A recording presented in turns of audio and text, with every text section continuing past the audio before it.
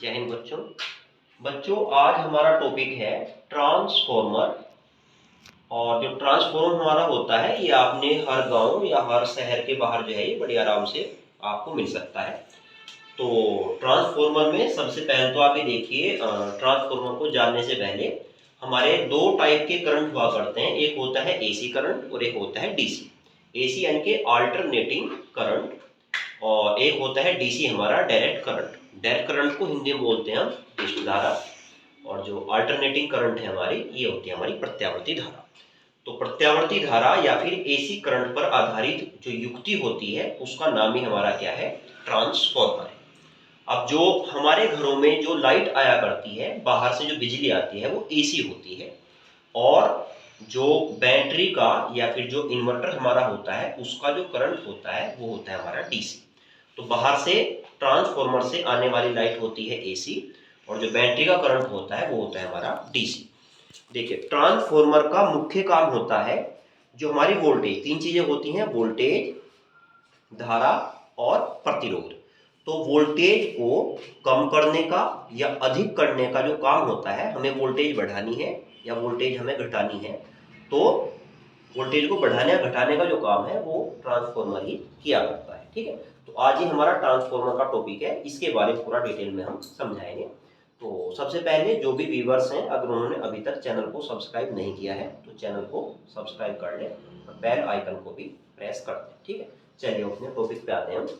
तो ट्रांसफॉर्मर जो होता है हमारा, तो इसकी देखो, हमारा जो गली मोहल्ला या फिर गांव है उसके बाहर ट्रांसफॉर्मर की जरूरत क्यों पड़ती है, सबसे पहले आप वो देखिए।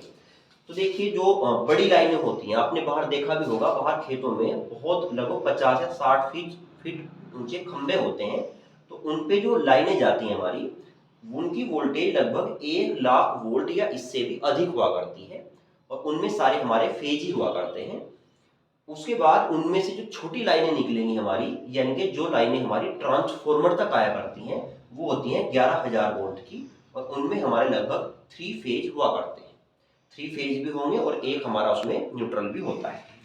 फिर ट्रांसफॉर्मर के आगे हमारा जो लाइट जाएगी वो या तो होगी 440 वोल्ट और या होगी 220 वोल्ट।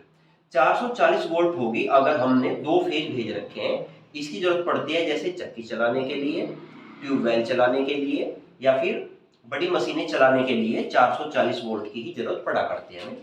और अगर घर का कनेक्शन है, जैसे घर की जो लाइट होती है वो लगभग 220 वोल्ट के आसपास हुआ करती है, तो उसके लिए हमें केवल एक फेज की ही जरूरत पड़ती है।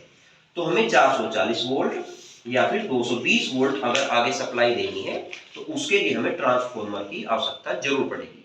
तो ट्रांसफॉर्मर तक लाइट आएगी हमारी 11,000 वोल्ट, और ट्रांसफॉर्मर से आगे जाएगी, वो भेजी जाएगी 440 वोल्ट या फिर 220 वोल्ट।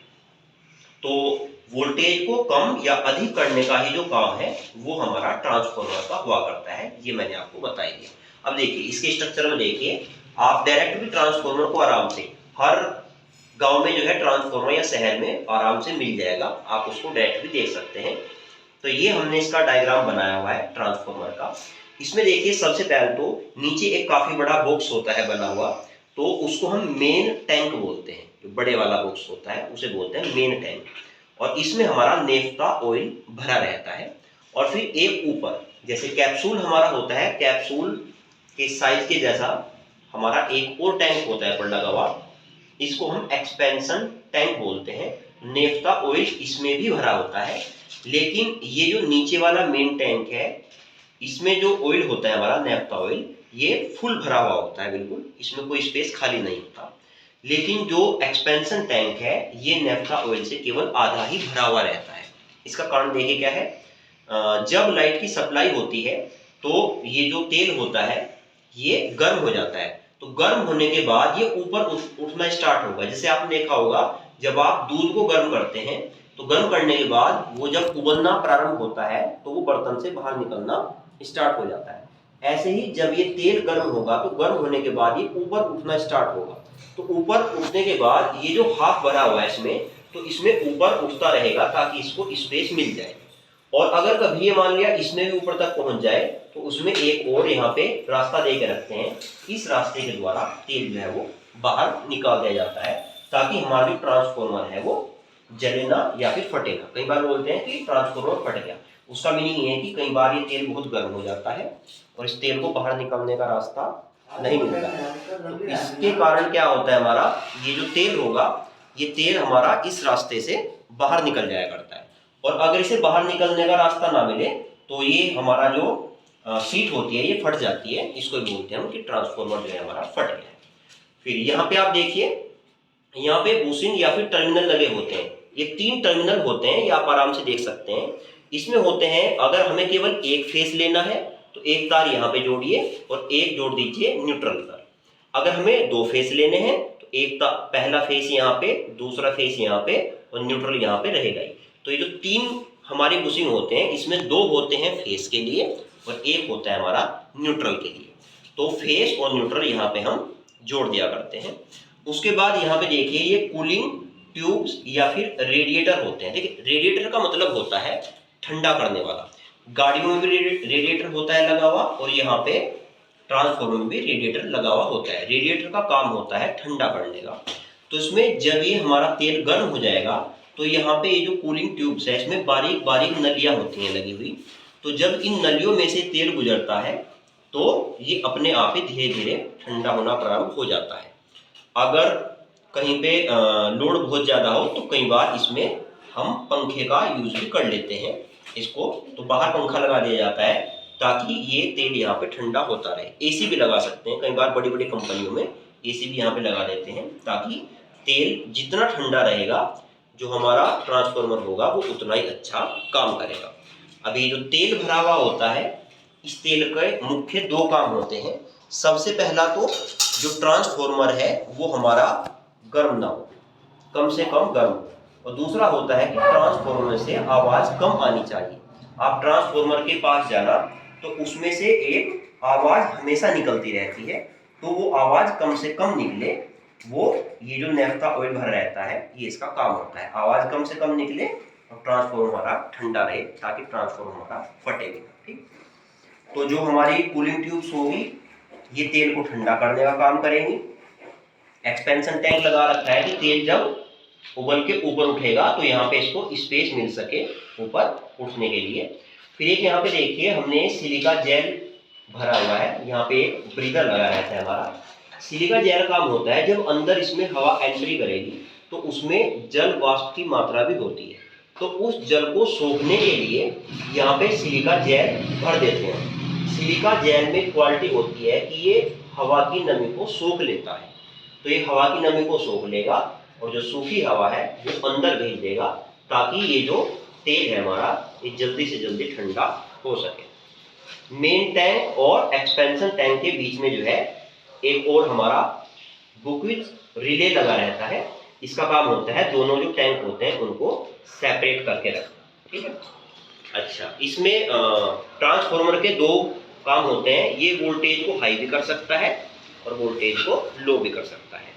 अगर ये हाई वोल्टेज वाला ट्रांसफार्मर है तो इसको HV बोलेंगे, लो वोल्टेज वाला है तो इसको हम LV बोलेंगे। ट्रांसफार्मर में एक चीज होती है हमारी लोह हानि। देखिए, जब ये गर्म होता है तो उसके कारण जो लोहा होता है हमारा वो गर्म हो जाता है और कुछ उष्मा जो है हमारी, कुछ बिजली जो है वो लोहे को गर्म करने में खर्च हो जाती है, उसे लोह हानि बोलते हैं। फिर कॉपर हानि का मतलब है कि इसमें जो हमारी ये अंदर कोयल या फिर कुंडली बनी हुई होती है ये कॉपर की बनी होती है और ये नर्म लोहे की क्रोड पर लिपटी रहती है। तो ये जो कॉपर होता है, कॉपर भी हमारा गर्म हो जाता है। कॉपर को गर्म करने में जितनी इलेक्ट्रिसिटी हमारी खर्च होती है उसको बोलते हैं हम कॉपर हानि। फिर है उष्मा हानि। तो जितनी उष्मा हमारी यहाँ पे वेस्ट हो जाती है जिससे हम कोई कार्य नहीं कर पाते उसको बोलते हैं हम उष्मा हानि। और चुंबकीय फ्लक्स, ठीक है, जब भी कहीं पे चुंबकीय क्षेत्र और विद्युत क्षेत्र उत्पन्न होता है हमारा तो वहां पे चुंबकीय फ्लक्स भी उत्पन्न हो जाया करता है। तो चुंबकीय फ्लक्स में होने वाली जो हानि होती है हमारी उसको बोलते हैं हम चुंबकीय फ्लक्स हानि। तो ट्रांसफार्मर का मुख्य काम क्या है? वोल्टेज को बढ़ाना या फिर वोल्टेज को घटाना हमारा। अच्छा, अगर कोई ट्रांसफार्मर कम वोल्टेज को अधिक वोल्टेज में चेंज कर देता है तो उसे कहते हैं उच्चाई ट्रांसफार्मर। और कोई ट्रांसफार्मर अगर अधिक वोल्टेज को कम वोल्टेज में चेंज कर देता है, उसको बोलते हैं हम अपचाई ट्रांसफॉर्मर। ट्रांसफॉर्मर के दो मुख्य काम हैं, वोल्टेज को या तो बढ़ाना या फिर वोल्टेज को घटाना। इसके अंदर जो तेल भरा हुआ है वो दो जगह भरा रहता है, मेन टैंक में और एक्सपेंशन टैंक में। और इस तेल के दो काम होते हैं, एक तो आवाज कम रहे और एक जो ट्रांसफॉर्मर है वो हमारा गर्म होने से बचा रहे। ये हमने आपको बता दिया है कि 11,000 वोल्टेज जो है वो ट्रांसफॉर्मर तक आती है। ट्रांसफॉर्मर के बाद वोल्टेज जो है या तो 440 वोल्ट भेज जाएगी या 220 वोल्ट भेज जाएगी। 440 वोल्ट भेज जाती है जैसे ट्यूबवेल है या मोटर है इन्हें चलाने के लिए, और 220 वोल्ट भेज जाती है जैसे हमारी घर की सप्लाई होती है, और 220 वोल्ट से ही काम हो जाया करता है। तो ये जो है आज हमने आपको ट्रांसफॉर्मर के बारे में पूरी नॉलेज। एसी डीसी हमने बता दिया है, एसी अल्टरनेटिंग करंट होती है, तो ये जो ट्रांसफॉर्मर है वो युक्ति है हमारी अल्टरनेटिंग करंट की युक्ति होती है। और जो एसी हमारी हुआ करती है वो ऐसे चला करती है, ये ऐसे हमारी एसी चलती है। और अगर डीसी की बात आए तो डीसी हमारी ऐसे डायरेक्ट चलती है। तो ये एसी और डीसी में अंतर है हमारा। तो जो ट्रांसफॉर्मर है वो एसी करंट पर आधारित ही हमारी युक्ति है। ठीक है, तो बच्चों आज ये हमारा टॉपिक था ट्रांसफॉर्मर। तो अगर आपको वीडियो अच्छी लगी हो लाइक करें, कमेंट करें, शेयर करें और हमारे चैनल को सब्सक्राइब जरूर करें।